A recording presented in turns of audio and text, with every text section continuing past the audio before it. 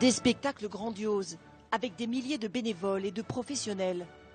Mais au Puy du Fou, ce sont les animaux qui ont le premier rôle, et la star, c'est le cheval. Le parc vendéen, c'est la plus grande écurie de spectacles en Europe. 175 chevaux dressés pour toutes sortes de performances. Dernière répétition au galop avant le spectacle. Tout l'hiver, ils ont suivi un entraînement intensif, les cavaliers et les chevaux, pour une saison sans répit.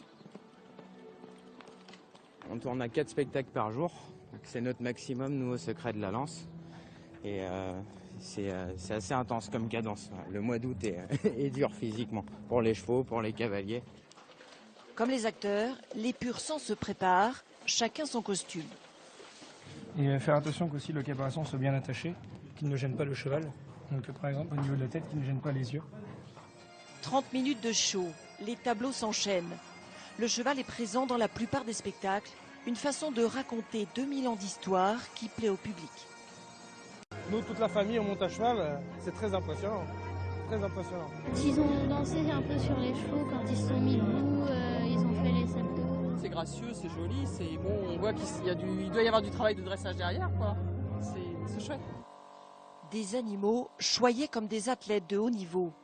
Inhalation aux huiles essentielles pour dégager les bronches et bande de repos pour soulager les tendons après les spectacles. Des sportifs pesés tous les 15 jours. Et on sait que par rapport à il y a 15 jours, il était à 500 kg. Aujourd'hui, on est à 498. Donc le cheval n'a perdu que 2 kg. Donc c'est stable, c'est bien. L'alimentation est une alimentation spécifique, créée spécialement pour le Puy du Fou, où on a des apports éventuellement de sel complémentaires, ce qui force le cheval à se réhydrater en pleine saison, surtout par des temps de forte chaleur.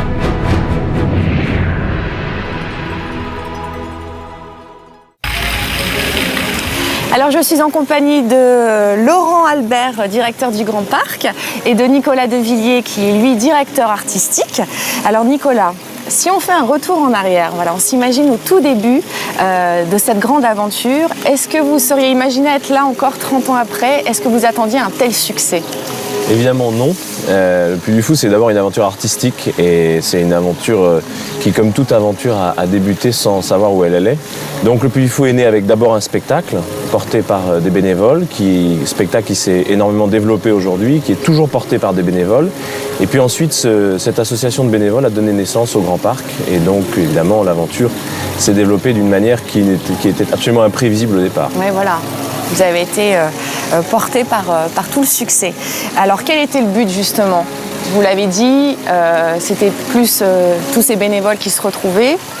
L'idée du Puy du Fou, c'est tout simplement d'être une communauté d'hommes et de femmes, bénévoles pour une autre part maintenant saisonniers au Puy du Fou ou permanents, c'est-à-dire salariés, qui portent cette aventure artistique en essayant de faire vibrer le public autour de grands thèmes que tout le monde connaît, mais qui sont des thèmes extrêmement spectaculaires et surtout extrêmement émouvants si on arrive à faire passer une émotion comme on la fait passer parfois au cinéma. Eh bien, nous, on essaye de la faire passer dans le spectacle vivant.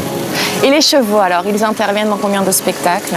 D'abord, les chevaux sont évidemment extrêmement présents dans tous nos spectacles parce que ils ont été très présents dans l'histoire de France, qui est encore une fois notre première source d'inspiration. Et les chevaux sont présents dans 4 grands spectacles dans le parc. Sont très présents aussi dans la Cinécénie. Nous avons 162 chevaux qui savent faire à peu près maintenant tous les savoir-faire du spectacle en essayant d'être au top niveau partout dans chaque discipline. La perfection. Et on peut dire aussi que le Puy du Fou, c'est devenu la plus grande écurie d'Europe. Oui, effectivement, c'est au fil des spectacles, depuis d'ailleurs la création de la Cinécénie il y a maintenant 30 ans, nous avons investi petit à petit les premiers chevaux, tout d'abord pour le spectacle de nuit de la Cinécénie du Puy du Fou, puis lorsque nous avons créé le Grand Parc, le rythme d'investissement évidemment s'est un peu accéléré.